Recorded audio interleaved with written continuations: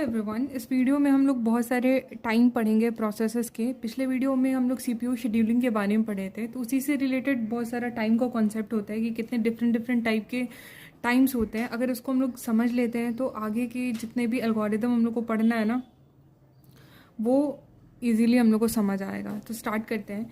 तो देखो, प्रोसेस जो होता है ना, वो डिफरेंट डिफरेंट स्टेट से गुजरता है। जैसे कि प्रोसेस जब अराइव होता है, ठीक है, उसके बाद फिर वो रेडी क्यू में जाता है। वहाँ पे वो वेट करता है अपनी बारी का कि उसको सीपीयू अलॉट होगा। फिर सीपीयू उसको जब अलॉट हो जाता है तो सीपीयू उसको एग्जीक्यूट करता है और लास्टली वो टर्मिनेट यानी कंप्लीट एग्जीक्यूशन कर देता है, तो वो टर्मिनेट हो जाता है। तो यानी रेडी, रनिंग और टर्मिनेटेड। तो जब सबसे पहले कोई भी प्रोसेस आता है, सिस्टम में एंट्री लेता है, तो वो टाइम कहलाता है। वो जो टाइम होता है वो होता है अराइवल टाइम। मान लो कि कोई भी प्रोसेस मान लो 2 मिली सेकेंड पे इस सिस्टम में एंटर करा, तो वो उसका टाइम क्या हो गया? Arrival time. वेटिंग टाइम क्या होता है? जब वो रेडी क्यू में अपनी बारी का वेट कर रहा होगा कि उसको सीपीयू असाइन होगा, तो वो टाइम को हम लोग कहते हैं वेटिंग टाइम। ठीक है।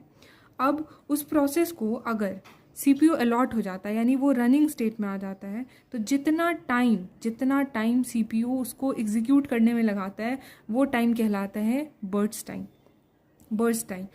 फिर क्या होता है? फिर वो एग्जीक्यूट करके टर्मिनेट हो गया, तो ये जो पूरा टाइम रहा, मतलब कि अब ये कंप्लीट हो गया। तो जिस टाइम पे वो अपना कंप्लीट किया, जिस पॉइंट ऑफ टाइम पे वो अपना एग्जीक्यूशन कंप्लीट करा, वो टाइम कहलाता है कंप्लीशन टाइम। ठीक है। एक और टर्मिनोलॉजी होती है turn around time. Turn around time इसको कहते हैं कि जितना ड्यूरेशन उसको उस सिस्टम में आने और कंप्लीट होने में लगा, उस पूरे ड्यूरेशन को हम कहते हैं टर्न अराउंड टाइम। इसको कैलकुलेट कैसे करते हैं? कैलकुलेट करते हैं completion time minus arrival time.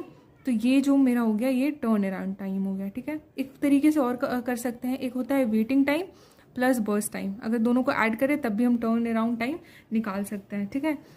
फिर रीअरेंज करके किसी की भी वैल्यू निकाल सकता है। तो ये चीज़ था कि डिफरेंट डिफरेंट टाइम प्रोसेसेस जो होते हैं, टाइम्स, अलग अलग जो टाइम होता है, तो वो ये सारा चीज़ था। अब देखते हैं सबके डेफिनेशन। एक्सप्लेन करा गया। अराइवल टाइम क्या होता है? जब सिस्टम में वो जो है अराइव करता है, मान लो 2 मिली सेकेंड में अराइव कर रहा है, तो अराइवल टाइम 2 हो गया। उसी तरह बर्स्ट टाइम होता है, जितना अमाउंट ऑफ टाइम सीपीयू उस प्रोसेस को कंप्लीट करता है, एग्जीक्यूट करता है, तो वो जो होता है वो बर्स्ट टाइम हो जाता है, यानी कि सीपीयू कितने देर में उसको प्रोसेस कर रहा है, तो ये बर्स्ट टाइम हो गया। कंप्लीशन टाइम, जिस टाइम पे उस एग्जीक्यूशन कंप्लीट हुआ, मतलब प्रोसेस फिनिश हुआ, उस टाइम को कंप्लीशन टाइम कहते हैं।